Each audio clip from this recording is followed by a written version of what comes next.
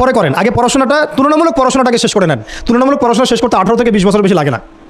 যদি আপনি শুরু থেকে শুরু করেন, একদম 18 থেকে 20 বছর হতে হতে আপনার পড়াশোনা মোটামুটি শেষ হয়ে যাবে। আর যে সাবজেক্টগুলো বললাম আমি, ওইগুলোই বেসিক পড়াশোনা। এখন এটা হয়তো সবার ভাগ্যে নসিব নাও হতে পারে, সেক্ষেত্রে বিকল্প অপশন আমরা যাব। কিন্তু আগে মূলনীতি হচ্ছে একটা লেভেল পর্যন্ত পড়াশোনা করার পরেই বিয়ে করেন, কারণ বিয়ের পরে আপনার যত রেসপন্সিবিলিটি আসবে, এটা তখন পড়াশোনা মেনটেন করা এতটাও সহজ না, প্রায় অসম্ভবের পর্যায়ে পড়ে যায় আর কি। আর দু একটা বাচ্চা কাচ্চা হয়ে গেলে তো তখন আর কোনো কথাই নাই। তাহলে আপনারা কি আমাদেরকে আয়েশা রাদিয়াল্লাহু আনহার মতো একটা প্রজন্ম দিতে পারবেন না? যদি এটা আপনাদের উদ্দেশ্য হয়, সেক্ষেত্রে কি পড়াশোনা শুরু থেকে করা উচিত না? এখন এই সুযোগটা আমাদের সব বন্ধুদের সামনে হয়তো থাকে না, এই জন্য আমরা বললাম যে বিকল্প অপশনগুলোতে আপনারা দিন শেখার চেষ্টা করেন। আর এরপরে যখন বিয়ে করবেন, পড়াশোনা মোটামুটি শেষ হয়েছে, বিয়ে করবেন, এখন 18-20 বছর বয়স হয়ে গেছে, এখন আল্লাহর ওয়াস্তে দুনিয়াবি বিষয়কে সর্বোচ্চ অগ্রাধিকার দিয়েন না। আজীবন পস্তাবেন, এবং একবার পস্তানো শুরু করলেই পস্তানো আজীবনও শেষ হবে না। তখন মেইল করে মেসেজ করে কোনো লাভ হবে না, কারণ আপনি বিয়ের আগে দিনকে প্রাধান্য দেন নাই, বরং দুনিয়াকে প্রাধান্য দিয়েছিলেন। আপনি বিয়ের আগে দিনকে প্রাধান্য দেন নাই, বরং দুনিয়াকে প্রাধান্য দিয়েছেন। যখন আপনি সবসময় পরকালকে, আল্লাহকে, তার রাসূলকে প্রাধান্য দিবেন, দিনকে প্রাধান্য দিবেন, দুনিয়া আল্লাহই গুছিয়ে দিবেন। আর যখন আপনি দুনিয়াকে সর্বোচ্চ অগ্রাধিকার দিবেন, দিন আপনার কাছ থেকে দূরে সরে যাবে। দিনের একটা গায়রত আছে, একটা ব্যক্তিত্ব, দিনের একটা স্বতন্ত্র গায়রত আছে, সে সবার কাছে ধরা দেয় না। যেটাকে মূল্যায়ন করে তার কাছেই দিন আসে, যেটাকে মূল্যায়ন করে না তার কাছে দিন আসে না। তো দিনদার ছেলেকে প্রাধান্য না দিয়ে বিয়ে করতে যায় না, জীবনটা ধ্বংস হয়ে যাবে। হ্যাঁ, আমি বলছি না দিনদার ছেলে মাদ্রাসাতেই থাকে না, ইঞ্জিনিয়ার লাইনেও থাকতে পারে, ডক্টরও হতে পারে, ইঞ্জিনিয়ারও হতে পারে, কিন্তু এটা বাহ্যিকভাবে এটাকে জাস্টিফাই করাটাও ডিফিকাল্ট। কিছু ক্রাইটেরিয়া দেখে আপনি একটু আন্দাজ করতে পারেন, পুরোপুরি হয়তো কখনোই বুঝতে পারবেন না। সেটা হচ্ছে দিনের প্রতি তার ফিকির কেমন, দিন নিয়ে তার কাজ কেমন, তার লাইফস্টাইল কেমন, তার পরিবার কেমন, কোন পরিবেশে সে বড় হয়ে উঠেছে, তার একাডেমিক্যাল সার্টিফিকেট কেমন, তারপরে তার দাওয়াতের মেহনতে অ্যাক্টিভিটিস আছে কিনা, বা ব্যবসা হালাল কিনা, বা চাকরির হালাল কিনা, নামাজ ঠিক আছে কিনা, তার মধ্যে সুন্নাহ আছে কিনা, এগুলো কিছু বাহ্যিক সাইন যেগুলো দেখে আমরা একটা আইডিয়া নিতে পারি। তারপরে বলবো যে এখানে 100% আপনি এনশিওর হতে পারবেন না, ওইটা আল্লাহ পাকের হাতে। তো ওইটাও যদি এনশিওর করতে চান তাহলে কি করতে হবে? তাহলে নিজেকে দিনদার হতে হবে। আমি নিজে যদি ভালো দিনদার হই, তাহলে ইনশাআল্লাহ আল্লাহ পাক আমাকে দিনদার স্ত্রী দিবেন। নিজে দিনদার না, তাহলে কি রেডিমেড দিনদার ছেলে আসবে? কখনই আসবে না। দোয়া করতে হবে, রব্বানা হাব লানা মিন আজওয়াজিনা ওয়া যুররিয়াতিনা কুররাতা আয়ুন ওয়াজআলনা লিল মুত্তাকিনা ইমামা। দোয়া করতে হবে যে রব্বি হাবলি মিনাস সালিহিন, রব্বি হাবলি মিন লাদুনকা যুররিয়াতান তাইয়্যিবা ইন্নাকা সামিউদ দুআ।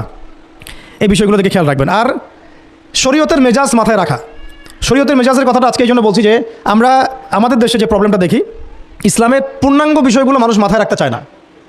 ইসলামে যেমন নামাজ, রোজা, হজ, যাকাত আছে, ইসলামে কিন্তু দাওয়াত, তাবলিগ, জিহাদও আছে, তাই না? ইসলামে কিন্তু শরিয়া আইনও আছে, হুদুদ, কিসাস আছে, ইত্যাদি আছে। আমাদের সমাজে দেখেন নামাজ শব্দ পরিচিত, কিন্তু কিসাস শব্দ পরিচিত না। কিসাস মানে কয়জন জানেন যে কিসাস শব্দ অর্থ কি? অনেকেই জানে না। কিন্তু কিসাস একটা কোরআনের একটা ফান্ডামেন্টাল বিধান, যে কেউ যদি আপনার চুরি করে হাত কেটে ফেলতে হয়, কেউ যদি ব্যভিচার করে বেত্রাঘাত করতে হয়, বিবাহিত হলে রজম করতে হয়, কেউ যদি মুরতাদ হয় তারও মৃত্যুদণ্ড শাস্তি আছে, কেউ সাতেমে রাসূলকে গালি দিয়েছে তারও মৃত্যুদণ্ড আছে। এরকম অনেক বিধান আছে, হুদুদ এবং কিসাস আছে। হত্যার বদলে হত্যা, চোখের বদলে চোখ, জানের বদলে জান। আমাদের সমাজে এগুলো পরিচিত না। নামাজ পরিচিত, কিন্তু তাসবিহ তাহলিল পরিচিত, ঠিক আছে? এরকমই সমাজেও বহু বিবাহ এটা অপরিচিত। হ্যাঁ, আপনি একটা বিয়ে করে বাইরে 4টা 5টা 6টা মেয়ের সাথে খারাপ সম্পর্ক করলে সমাজ এটাকে প্রমোট করে, এটাকে কাছে আসার গল্প নাম দেয় আর কি। কিন্তু একটা মেয়ের পুরো জীবনের রেসপন্সিবিলিটি আপনি নেবেন হালালভাবে, তখন সমাজ আপনাকে বাঁকা চোখে দেখবে এবং বিতর্কিত করবে। তো আমরা এখনও ওই ইসলামের ওই মেজাজে যাইতে পারি নাই। আমার মেয়েকে বড় করার সময় এটা তার মাথায় ছোটো থেকে দেওয়া উচিত যে হ্যাঁ, ইসলামে কিন্তু বহু বিবাহের ব্যাপারও আছে, ওকে ওইভাবেই ওই মেজাজেই বড় করা উচিত।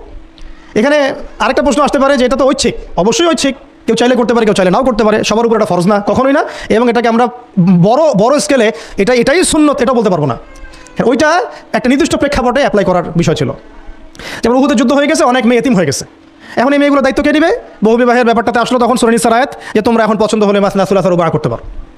এটা কাউকে ফরজ করা হয় নাই, কারোর উপরে ফরজ করা হয় নাই। যার সামর্থ্য আছে তোমরা করতে পারো, খালাস। ওই মেয়েগুলো দায়িত্ব নিয়ে নেওয়া হলো রাষ্ট্রীয়ভাবে, এবং তারা সম্ভ্রম পেলো, সম্মান পেলো, গার্ডিয়ানশিপ পেলো, তাদের সমস্ত অধিকার ফিরে পেলো।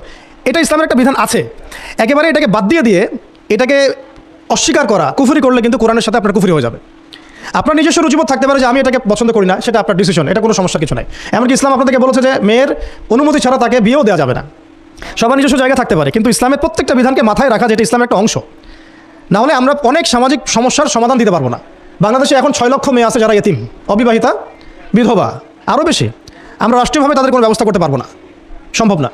তো এখানে মেয়েদেরকে, যেহেতু মেয়েদের মধ্যে আমি কথাগুলো বলছি, এই জন্য আমি এই কথাটা টাচ করলাম যে ইসলামের পূর্ণাঙ্গ বিষয়গুলো আমাদের মাথার মধ্যে রাখা, যে আমাদের যেন এমন কোনো বিষয়কে অস্বীকার করে না বসি, যেটা আবার আমাকে ইমান থেকে বের করে দিবে। আমার নিজের আমল না হতে পারে, আমি নিজে সেটা পছন্দ না করতে পারি, বা আমার মতামত থাকতে পারে, সেটা আলাদা ইস্যুস।